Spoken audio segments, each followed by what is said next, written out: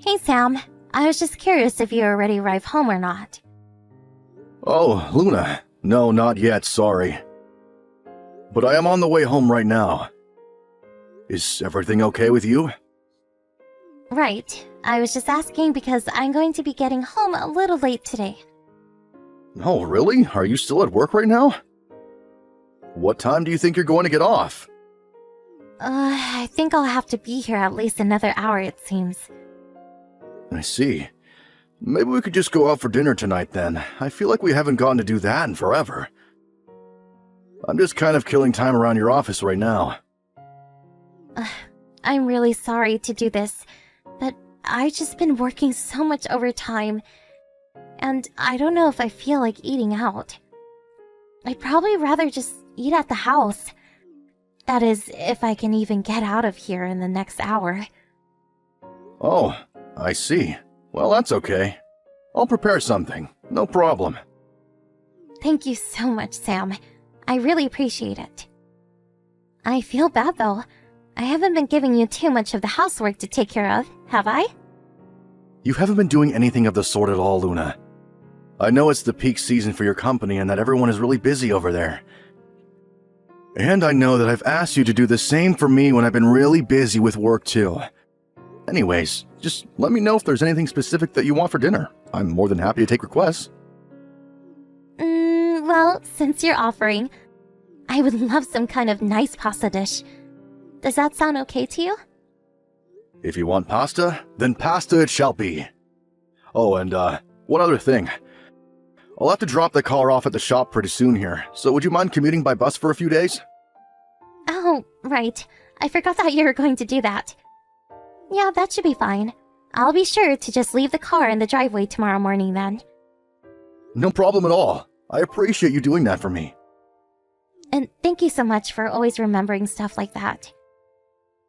I would have no idea when to take in a car or anything like that. I'm just really glad to have you. You're always doing so much to help out. I really just don't know where I'd be at all without you, Sam. Yeah, I guess I might just be a little bit better at the hands-on kind of stuff. You even asked me to build all that furniture that we got from IKEA, remember? I tried looking at those instruction booklets, but I just didn't understand at all. Which is kind of ironic since your job is designing your pamphlets for companies that hire your services, right? Yeah, that is true. But we have so many templates here that a lot of my work is more like filling in the blanks than real design work. Anyway, do you know how long the car is going to be in the shop for? I'm thinking it should take 3 days at the most, and then everything should be fine. You're not in a rush to get it back though, are you? If you really are, maybe we can look into renting a car? Or I can pay the people at the shop a little extra to work faster? No, nothing like that. I guess I was just so used to taking the car to work that I've forgotten what it's like to go by bus. And I'm a bit nervous. Ah, gotcha.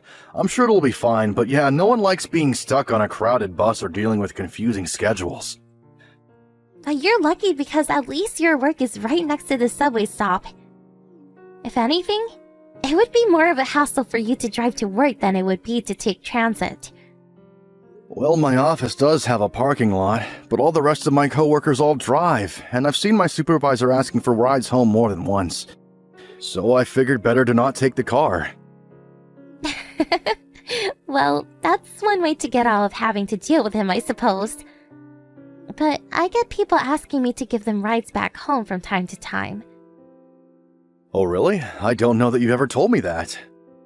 I'm sure that I have. You remember that one time you found a cigarette butt in the car, right? Oh yeah, I guess I do. Is that what that was about? I still feel really bad for letting that happen. But it was my boss asking me for a ride. So I felt like I couldn't say no when he asked if he could smoke in the car. Right, I remember you talking to me about all of that. You know, you can always blame things on me for trying to get out of an awkward situation. You can just say that your husband is really strict and you don't have time to be dropping people off or else I'll get mad. I'll remember that. but thankfully he hasn't been asking for rides very often lately. It's only every now and then that I end up driving my boss home. I see. Well, as long as you're okay with it, I am too. Speaking of, I hope the rest of your work goes by quickly. Get home safe. Hey Luna, I was just wondering if you're up already. Of course I am. I'm in the hospital. All the nurses wake us up at the same time to serve us our breakfasts, which I've already eaten. Oh, I see. Well, good morning. I just wanted to let you know that I was thinking of going to the hospital today to see you. Did you want me to bring you anything? I would really appreciate some changes of pajamas. And maybe a new bath towel. What else? There were other things I was wanting, but I can't think of anything right now. Do you think you could bring some of the documents that the hospital sent you home with for me to look at? Yeah, sure, I could do that. You weren't conscious that whole time after all. It's okay to ease into things slowly. You really don't need to worry about me. I'm the one who should be sorry. Can't believe this happened. You don't have anything to apologize for, Luna. You were hit by some idiot who wasn't looking at the traffic lights. You were stopped and doing what you should have been. It was the other driver who was at fault. I guess you're right, but I'm still so nervous. I mean, I was giving my boss a ride home when the accident happened, and I've heard that he's still unconscious. That is true, but you really can't be blaming yourself for that, Luna. You did all that you could have, and that's all that matters. But Sam, I can't move my legs. How am I supposed to live the rest of my life like this? It'll be okay. At least you have use of your arms. Besides, the doctors think that with some physical training you could regain full movement again. You know, my dad had a stroke and thought he was going to be paralyzed, but now he's just fine. I know, but your dad's stroke wasn't as bad as the accident that I was in. That is true, but either way, the doctors seem confident that you're going to be just fine. So I think that we should listen to them. I'm sorry, but I just can't share the optimism that you have, Sam. I just don't know what to do. I understand, Luna, but I want you to know that no matter what happens, I'll be here for you. You just focus on resting and let me know if there's anything at all that I can do for you. Thank you so much, Sam. I just hope that you remember to take care of yourself as well. Have you been getting enough sleep lately? I got a call from my mom, and she said that you were by my side the whole time until I woke up. I'm fine. Don't you worry. I talked to my boss and he gave me the week off. I was just so overjoyed when you opened your eyes. Sam, thank you. I don't know what else to say, but thank you so much. I'm so sorry for putting you through all this. Luna, you really don't have anything to be sorry about at all. I know that the physical therapy is going to be tough, but you can do it. Your whole family and I are going to be there with you the whole time. Okay, thanks again. I promise to do my best. I don't want to become a burden on everyone else, so I have to try my best. You're not going to be a burden for anyone ever, Luna. But for now, you should just concentrate on feeling better. That's what will be best for everyone. Sam, I just heard the news. Is it true that you're really going to try and divorce my poor little girl? Hello, Regina. Yes, I'm afraid that what you've heard is true. I want to divorce Luna. I don't believe this. I never once thought that you were that kind of person. You do realize that my daughter, your wife, has been in a terrible traffic accident, don't you? She might even end up unable to walk again, and you're going to leave her while she's still like this? It's unbelievable. Regina, do you know how it was that Luna ended up in that car accident? What are you talking about? Some idiot driver smashed into her while she was driving. What are you trying to say about the accident? I'm trying to tell you that I'm not leaving Luna because she's in the hospital. I'm leaving her because she was cheating on me. and her affair led the accident that landed her in the hospital. Excuse me? You think that my daughter was cheating on you? That's correct, Regina. My daughter was only giving her boss a ride home. She was giving her boss a very different kind of ride before that, I'm afraid. I don't believe this. In fact, the driver of that car that slammed into Luna also recently regained consciousness and was able to talk to the police. And while it was true that the driver ignored the traffic light ahead of him, it was because my wife in the car across from him had her top completely off. You have got to be kidding me. And according to this other driver, he could see everything. He said that he got into the accident because his eyes were drawn off the road and into the car Luna and her boss were in. Nobody leaves this story looking good, in my honest opinion. So then, my daughter was really having an affair behind your back. It appears that way, yes. In fact, I was able to confirm all of this when the police gave me the footage they managed to recover from the internal camera. They were able to find at least 3 instances of those two hooking up in my car. And so that's why you stopped going to check on Luna in the hospital, isn't it? You don't want to look after my daughter anymore after what she did to you. I understand that this is a lot to take in all at once. And I'm sorry for making up my mind without telling you why, but now you know. No, I'm the one who should be sorry. Now that I know the truth, I'm just furious. You must be furious. No, I'm not really. I don't really feel anything when I look at Luna, to be honest. And when I gave her the divorce papers, I merely handed them to her and walked out of her room in the hospital. Well, did you hear that her boss also recently just woke back up? Oh, really? I hadn't heard that, actually.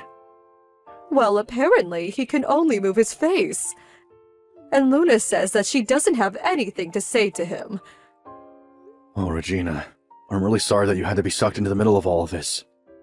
But I also hope that you can understand that it's difficult for me to be there for Luna right now. No, of course your actions make sense now. My daughter completely betrayed you and the trust you gave her. I wish she had never, ever cheated on you. Anyway, just know that you have my full support in whatever it is that you choose to do from here on out. And if there's any way I can help you, please let me know. I also want you to know that you have nothing to apologize for and that this is all Luna's fault. I'll tell her to sign those papers without putting up a fuss. Sam, I'm so sorry. Please come and visit me here at the hospital. I really just want to talk to you one last time. We can't just leave things like this. I'm sorry, Luna, but I'm not going to visit you again. I've made up my mind. I know that I was an idiot. That I was my boss. I couldn't just say no to him. Don't you realize how hard it would have made work at life? I promise there was nothing real between him and I at all. Well, in that case, I have one thing that I want to talk to you about. Was I such a bad husband that you felt you couldn't come to me about this? I just didn't want you to worry about me at all. If your boss was really forcing you to have sexual relations with him, then that's a huge problem. You would have been in the right to say to him, even if it meant quitting your job. I would have stood by you the whole time and helped take care of you while you looked for a new job. But aside from my boss, I really loved that job, and I didn't want to leave it at all. Well, I'm sorry, but I just can't accept that you didn't enjoy having the affair with your boss. After all, his wife reached out to me and showed me all the messages that you and him shared with each other. Wait a second. You mean that his wife knows now? That's right. She talked to your mom and then me when she showed the evidence. Not to mention, the fact that the person who hit you woke up and said that he crashed into your car because he was distracted by you not wearing a shirt in yours. Sam, I'm so sorry for this. I'm sorry for everything. You're not sorry for me. You're only sorry that you were caught. Or did you think that your boss would never wake up and that you never have anyone else to speak out against you. Because your boss also woke up, and he confessed to everything to his wife. Maybe I did let things go just a little too far with all of this. Too far? It seemed to me like you were enjoying plenty of what was happening according to your messages. I swear that I was only trying to say things that I thought he would like. Except there were times when you were the one asking when he could meet up with you. You liked having this illicit affair with your boss. Just admit it. I'm so sorry, Sam. Well, this isn't something you're going to get out of with just mere apologies. Did you think you wouldn't be caught if you kept your affair to the inside of my car? No, it really isn't like that at all. You have to listen to me. Well, it's a good thing that I had the drive cam replaced when I took the car into the shop. If I didn't, there might not have been any proof of what you did. The whole reason I got the cameras installed was because I was worried about you driving since you're always talking about not knowing enough about cars. Sam, I swear this is never, ever going to happen again. I know it won't. Because your body won't ever let something like that happen again. Please don't say things like that to me, Sam. I knew that you're going to get sick of having to look after me. It isn't that at all. I was ready to be by your side no matter what. I was so sure that this accident wasn't your fault. But you were the whole reason that it happened.